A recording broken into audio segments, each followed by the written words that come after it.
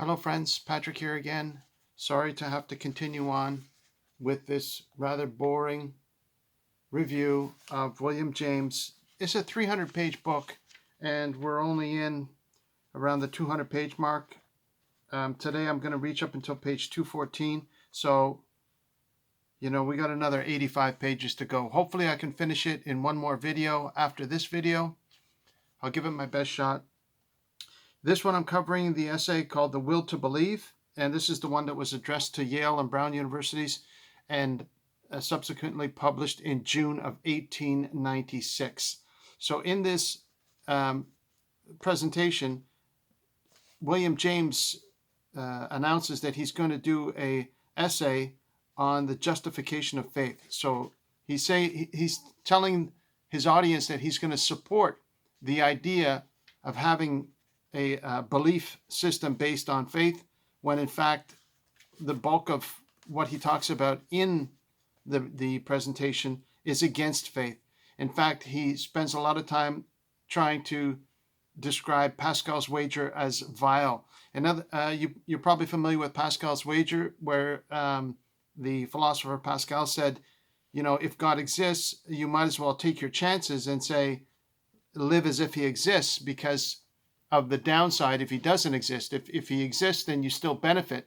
Even if he doesn't end up existing, you still reap the benefit of having faith, and so on and so forth. And he says this is a bad reason to believe. However, when William James is talking about faith, he says it's faith in masses and holy water. And he uses that phrase very often. Even though he earlier admitted to being a Protestant, he describes faith as being faith in masses and holy water, rather derogatorily. He makes a lot of backhanded slights against having any kind of religious faith. He makes the statement, "It is wrong always, everywhere, and for everyone to believe anything upon insufficient evidence." And he uses that and applies that, even though he mentions that he considers himself a Protestant. The only reason he considers himself a Protestant is that he doesn't want to have anything to do with masses and holy water, as he calls it. And he quotes from Clifford. He says, Clifford's cosmic emotions find no use for Christian feelings. And he also quotes Huxley. Huxley belabors the bishops because there is no use for sacerdotalism in his schemes of life. So essentially, William James does not believe in any form of absolute truth. He calls that monism. He calls it different names. He goes through all kinds of verbal gymnastics to avoid appearing as a militant atheist to his audience, simply because I believe at that time it was too socially unacceptable. But he takes every opportunity to give a underhanded attack against what he calls masses and holy water. His atheism shines through.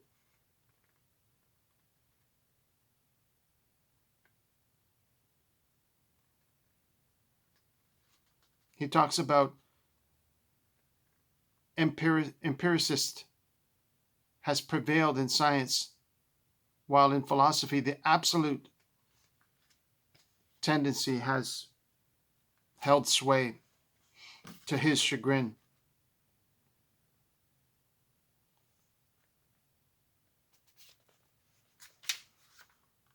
He endorses Clifford's, he implicitly endorses Clifford's idea that Christians are sinful since they base their beliefs on insufficient evidence.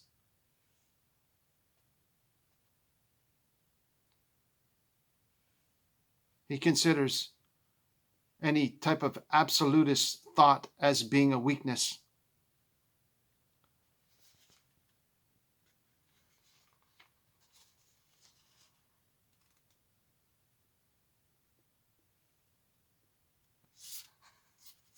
I'm just going through my notes that I wrote within the book as I read through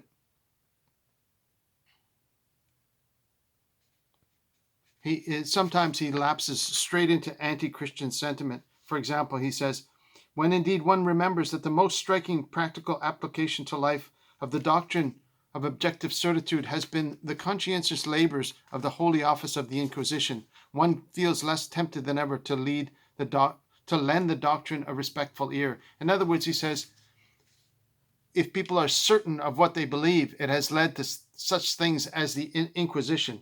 So he, as a pragmatist, is never certain of anything. He can only be certain of something after the fact. He can only be certain as something that the certainty of something evolves over time. And so he says that anybody that believes in certitude a priori is guilty of a bad way of believing. Let's continue on. He divides this up into sections, but unfortunately, you can see that the way that this book is edited, there is no, you can see my notes that I've been scribbling here, but there are no paragraph indentations. Imagine running through 300 pages and it's essentially a single paragraph. Every once in a blue moon, there'll be a little indentation, but you have to try and take it out in chunks as you go along. He basically comes to the conclusion that moral belief is an evil form of belief. He only believes in his version of pragmatism, empiricism.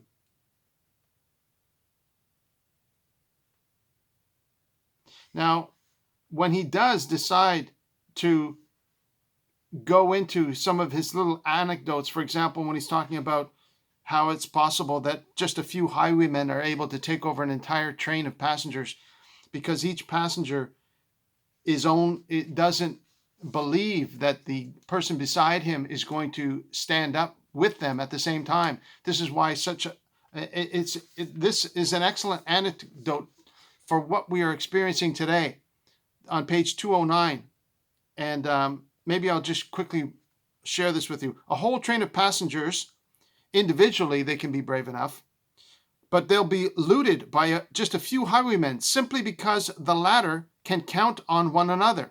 So the highwaymen are like a gang. They can count on each other to follow what the other one is doing.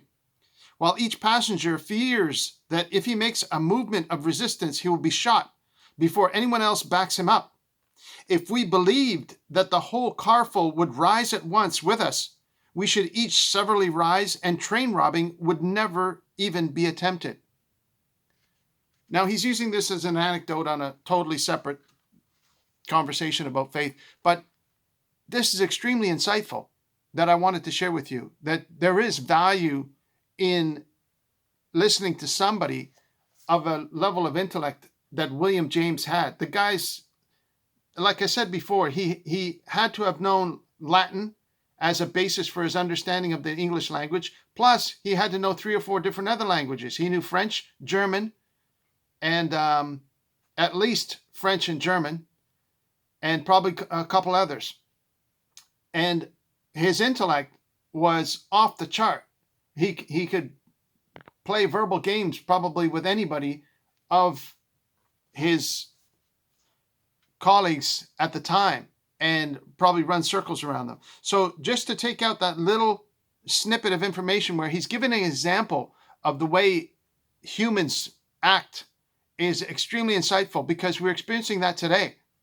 There's only a few people that rule the entire country. There's only a few people that rule the entire world. And if the population of a country, let's use Canada as an example, 33 million people or so, 35 million people, how many people are actually running the country, that are controlling the printing of money, that are controlling the collection of taxes? Well, there's an infrastructure of people that is thousands and thousands of people that are responsible for working for Canada Revenue and working for the police force and working for all these different government agencies and so on and so forth. So of course there's thousands of people, but for the actual people that are dictating policy and pulling the strings, it's very small numbers, very small numbers. How many? A half a dozen? A dozen? And at the very top, 2 or 3? 1? and the entire millions of population go about their merry way and don't question any of the policies. And it's fine and dandy when you have a righteous leadership in place that has got,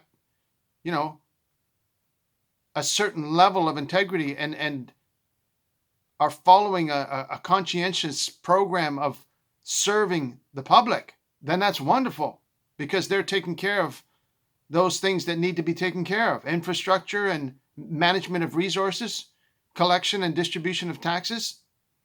But when that leadership, that small elite group of people, run amok and decide, oh, you know what?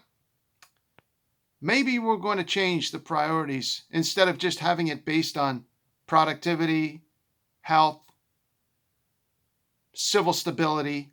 We're going to change all that. We're going to maybe force people not to be able to travel anymore. Maybe we're going to force people to take this particular medication we want them to take. Maybe we're going to force people to follow this particular policy that may or may not be in their best interest. You know where I'm going with this, right?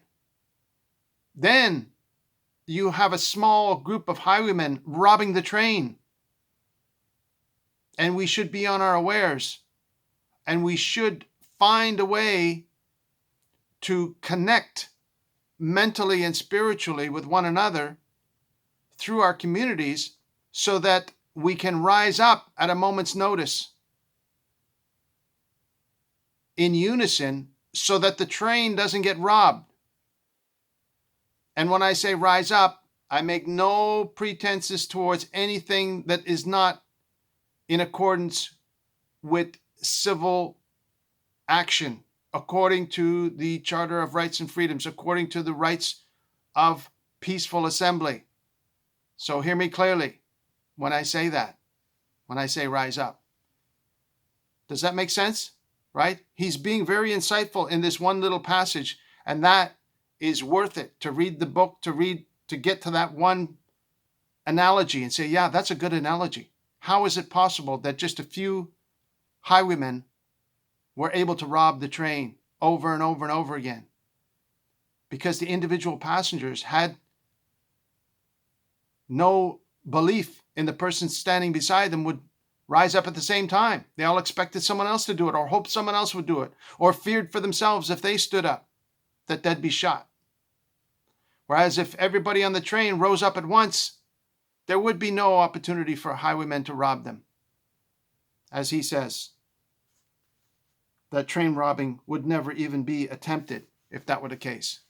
So I learned from this guy. Even though I disrespect him in many regards, William James taught me something in my last reading session that will stick with me and probably stick in the corner of my brain for the rest of my life.